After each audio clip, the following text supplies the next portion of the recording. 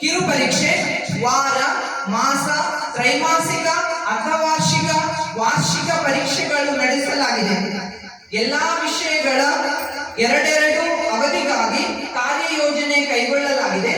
ಗ್ರಾಮ ಭೇಟಿ, ಪಂಚಾಯಿತಿ ಭೇಟಿ ಕೈಗೊಳ್ಳುವುದರ ಮೂಲಕ ಗ್ರಾಮ ಅಧ್ಯಕ್ಷರ ಸಂದರ್ಶನ, ವಾರಕ್ಕೆ, ವರ್ಗಕ್ಕೆ, ವಿಷಯಕ್ಕೆ ಮೀಸಲಾಗಿ ರಸಪ್ರಶ್ನೆ ಕಾರ್ಯಕ್ರಮಗಳನ್ನು ನಡೆಸಲಾಗಿದೆ.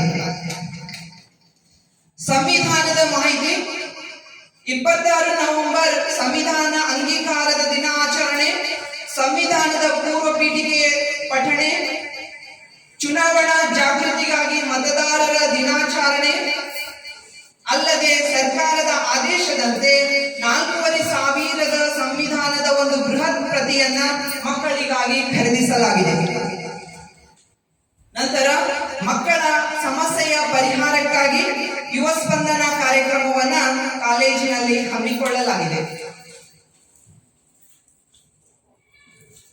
ಅಲ್ಲದೆ ಕಾಲೇಜಿಗೆ 20 ಹೊಸ ಬೆಂಚ್ಗಳ ವಿತರಣೆ ಶ್ರೀ ಅನಂತರಾಜು ನಾಯಕ್ ಅವರ ನೇತೃತ್ವದಲ್ಲಿ ನಡೆದಿದೆ. ಪ್ರವೇಶಾತಿ ಹೆಚ್ಚಾದರೆ ಈ ಕಾರ್ಯಕ್ರಮ ಮುಂಬರುವ ವರ್ಷದಲ್ಲಿಯೂ ಸಹ ತಾವು ಹಮ್ಮಿಕೊಳ್ಳಬೇಕೆಂದು ವಿನಂತಿಸುತ್ತೇವೆ.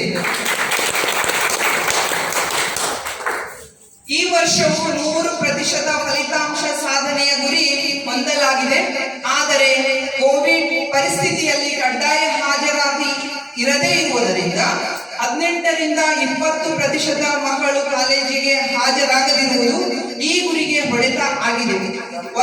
ಬಂದವರಲ್ಲಿ 100% ಫಲಿತಾಂಶ ವಿಶ್ವಾಸ ಬಿಡಲಾಗಿದೆ.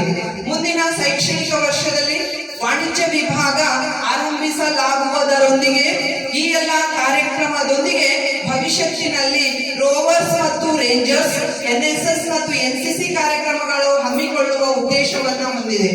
ಹೀಗೆ ವಿದ್ಯಾರ್ಥಿಗಳು ಉಪನ್ಯಾಸಕರೊಂದಿಗೆ ತಂದೆ ತಾಯಿಗಿಂತ ಹೆಚ್ಚು, ಆತ್ಮೀಯ ಗೆಳೆಯರಿಗಿಂತ ಹೆಚ್ಚು ಎನ್ನುವ ಆತ್ಮೀಯ ಸಂಬಂಧ ಹೊಂದಿದ್ದು ಇಲ್ಲಿಯ ವಿಶೇಷವೇ ಸರಿ. ಹಾಗೆ ಸಿಬ್ಬಂದಿಯಲ್ಲಿಯೂ ಸಹ ಸಹಕಾರ, ಐಕ್ಯತೆ, ಸಮನ್ವಯತೆಯೊಂದಿಗೆ ವಿದ್ಯಾರ್ಥಿಗಳ ಶ್ರೇಯಸ್ಸೇ ನಮ್ಮ ಶ್ರೇಯಸ್ಸು ಎನ್ನುತ್ತಾ ಸಿಬ್ಬಂದಿ ವರ್ಗ ಕಾರ್ಯನಿರ್ವಹಿಸುತ್ತಿದೆ.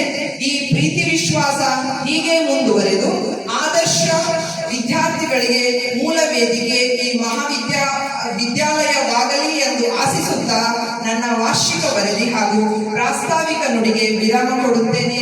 ಜೈ ಹಿಂದ್, ಜೈ ಕರ್ನಾಟಕ.